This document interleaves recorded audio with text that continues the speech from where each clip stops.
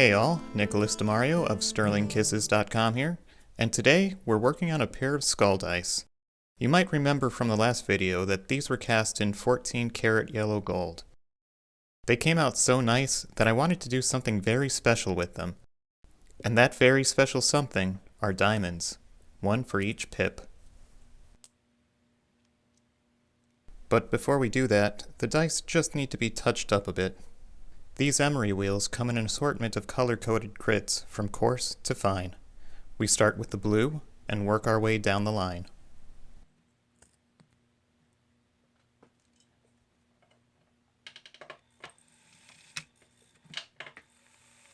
The first thing to go is the little nub of the sprue on this corner. The blue wheel makes quick work of it, but leaves a rough finish.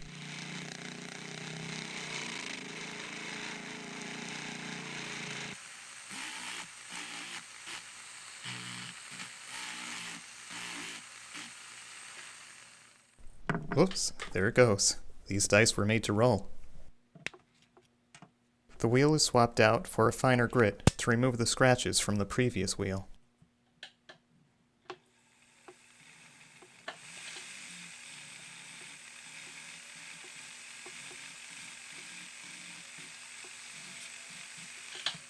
And swapped out again to remove those finer scratches. And that's all that polishing is, really. The scratches keep getting more and more fine, and the smoother a surface is, the more light it reflects. Speaking of smooth surfaces, here's just the opposite of that. These are grow lines from the 3D printing process. Usually they aren't this pronounced, and at best they're not visible at all. I probably just have to tweak some settings, but this will act as a good demonstration. Much like the emery wheels, I can use these rods to get in there and clean up those lines. Going through each of these abrasives might seem tiresome, but each successive grit takes less time.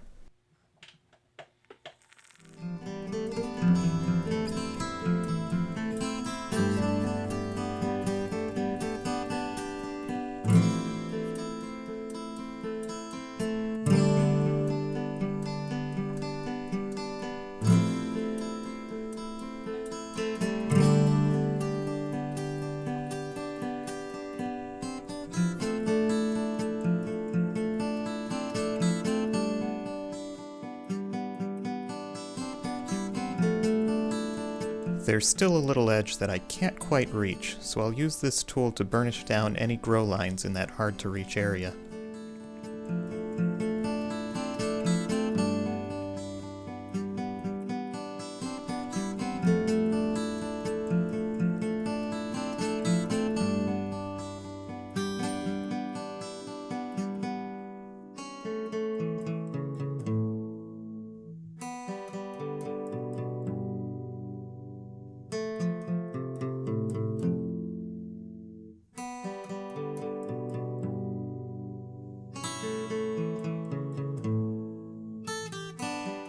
That's a pretty decent improvement. The final polish should take out any remaining lines and even out the surface finish.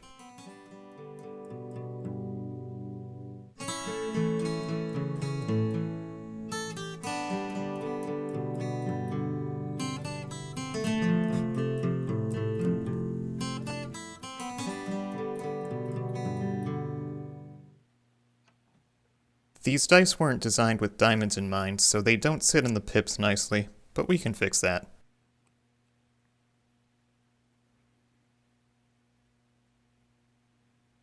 The diamonds are measured, and a setting burr is used to cut a seat in the pip.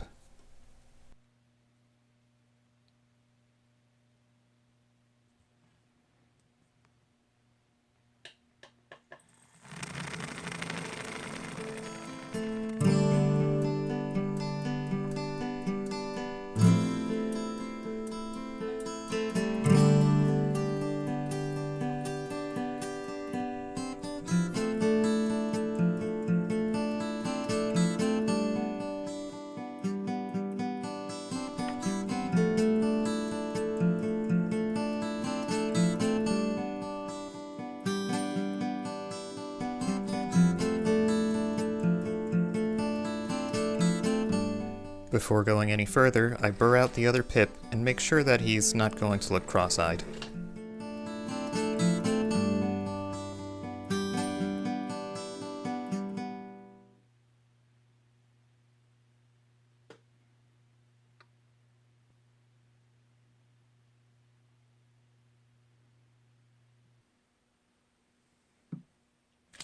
I swap out my rotary tool for this powered engraving handpiece.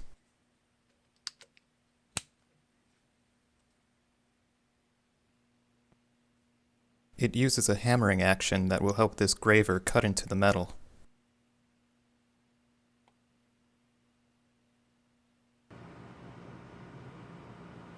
I position the graver to push a small amount of metal over the diamond. It will act as a prong, holding the diamond in place.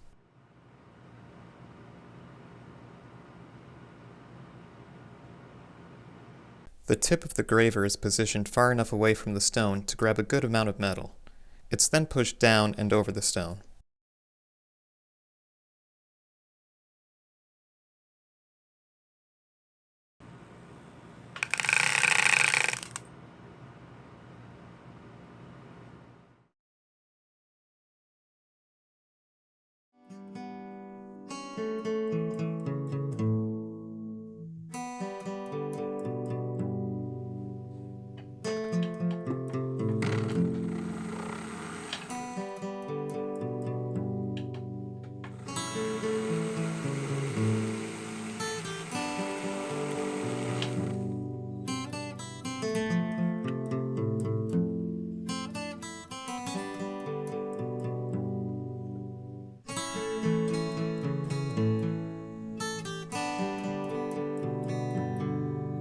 The pip at the base of the skull is set in much the same manner.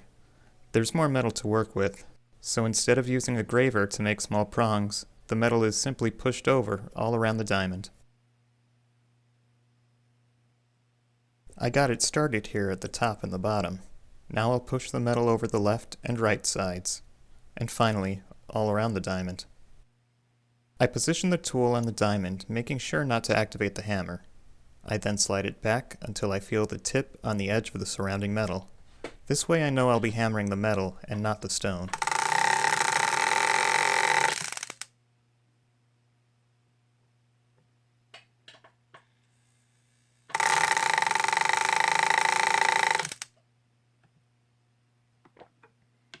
Here's a look at how I'm getting these close-up shots, by the way.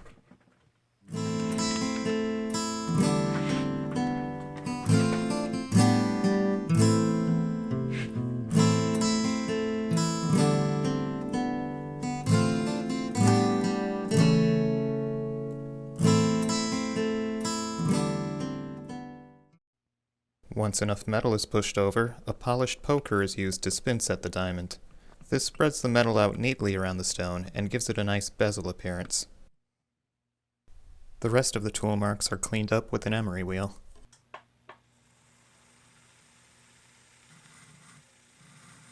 Alright, so far so good. Now I just need to do this 18 more times.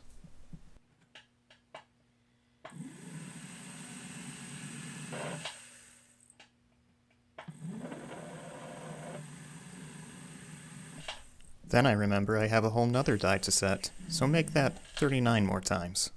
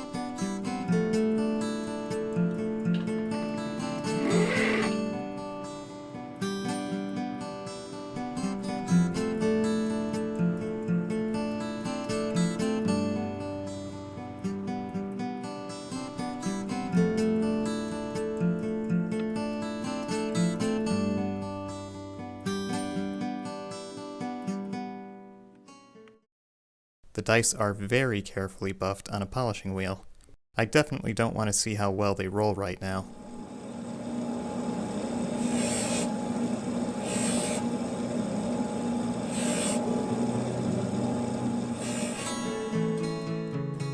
Finally, an antiquing solution is applied. Any excess is then removed with a solvent.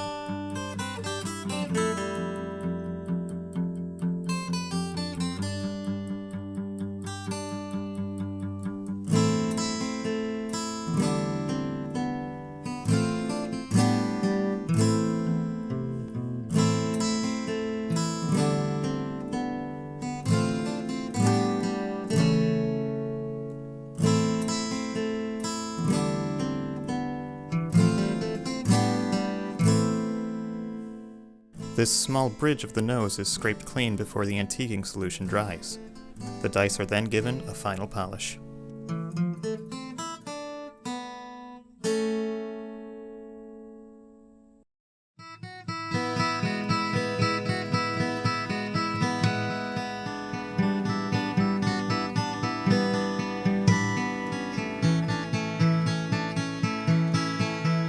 I know I said in a past video that my brass skull dice were the coolest things I've ever made. Well, these gold dice just took that title. They look stunning, feel great to hold, and to top it all off, they roll very fairly as well.